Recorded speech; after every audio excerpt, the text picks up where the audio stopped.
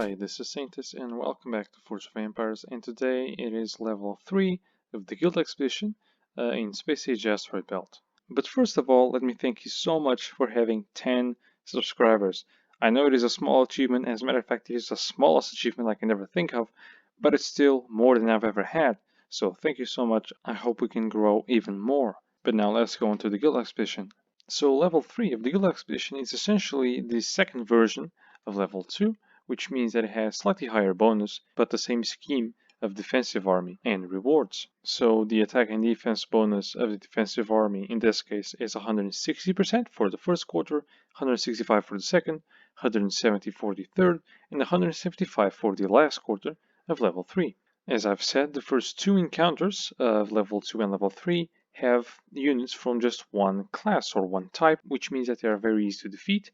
In this case, I'm just going to take artillery with me because they're light units, and as you can see, no health lost. The rewards are very simple, it's just a case of coins, supplies, or 2 attempts. And same thing goes for the second encounter of level 3, so again, one type, in this case it is heavies. Once again I can defeat them with artillery, and also no health lost. The rewards can either be coins, supplies, 10 forge points, or a blueprint for the Temple of Relics. The third encounter has 8 units in the first wave and 4 in the second wave, with the army of each wave being split into 2 classes. And in this case, because they have 4 snipers and 4 artillery, I'm just going to take sentinels to deal solely with the snipers, and it's going to be automatic in this case, so as you can see I've only lost 1, and they should deal with them pretty easily, which is the case. As I've said multiple times before, the reward for the third encounter of each of the quarters is military units, and because it's in level 3, have a 20% chance of earning 3 units from one particular class. The fourth encounter of level 3 has 16 units, so a full army, and because they have units that can ignore artillery fire, I'm just going to take, for example,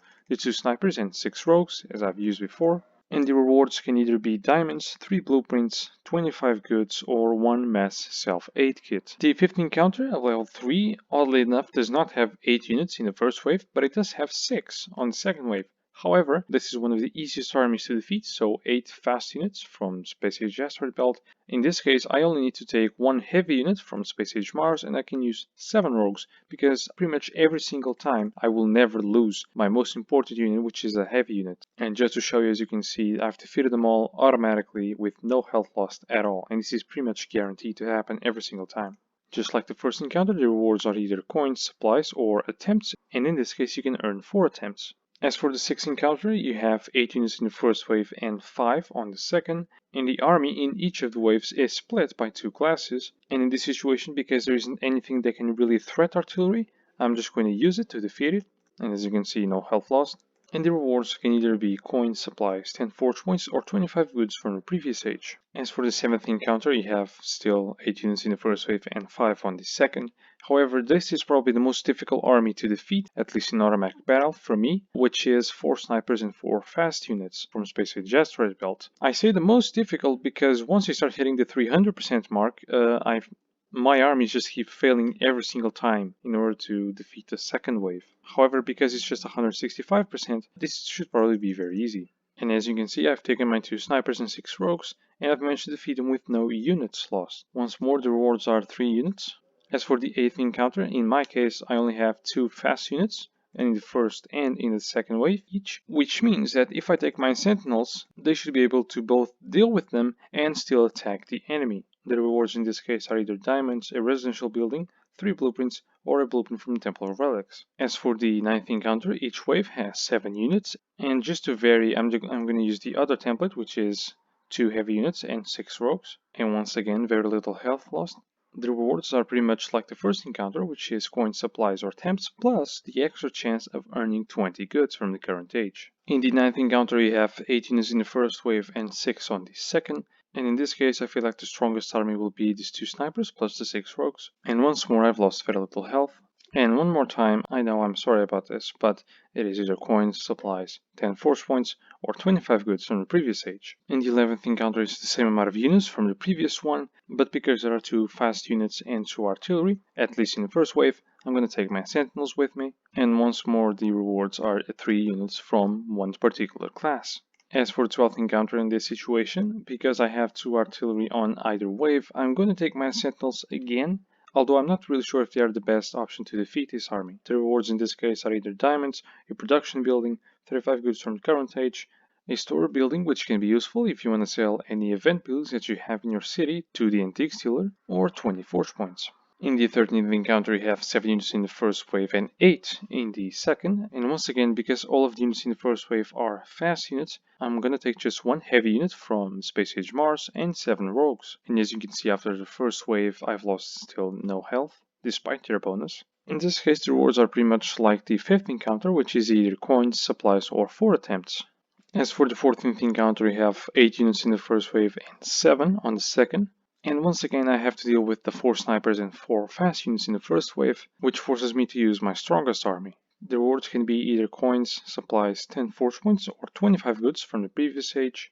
And it is in the 15th encounter that you finally have to continuously deal with 8 units on either wave till the end of the guild expedition. And actually in this situation you have both 2 artillery on the first wave but 6 artillery on the second wave, which pretty much forces me to use sentinels, and I'm gonna just fight this manually.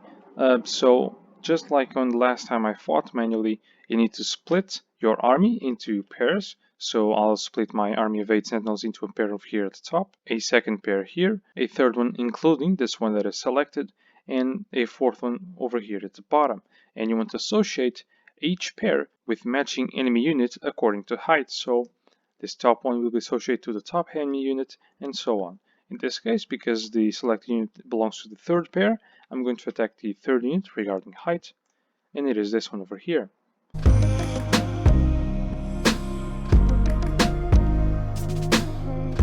And this is last chance you have of earning units in the guild expedition, because everything will change in the 4th level. In this case, it is still a chance of earning 3 units of a particular class. As for the final encounter, in this case the second wave has 4 artillery and 4 units from a particular class. In this case it is a heavy unit, and I really like to deal with them with solely sentinels, because I can ignore half of the enemy. The rewards in this case can be either diamonds, 20 forge points, a cultural building, and 2 expedition specials. Now these specials can either be a store building, a renovation kit, which is one I have here, a fountain of youth, a sacred skywatch, or a terrace farm, which by the way I think it's the best, and it's the one I have a chance of earning right here. As for the diamonds that you can earn in level 3, in this case it's around 32 diamonds, which means that if you add all of those levels up, you should earn on average every week about 50 diamonds, which is pretty nice. It's like a wishing well every week. However, it's going to get even better on the next level. And so that was my showcase of level 3 of the guild expedition. Don't worry, we're almost there, which means that next time I'm going to show you all of the good stuff in level 4. I hope you liked it, and I'll see you next time.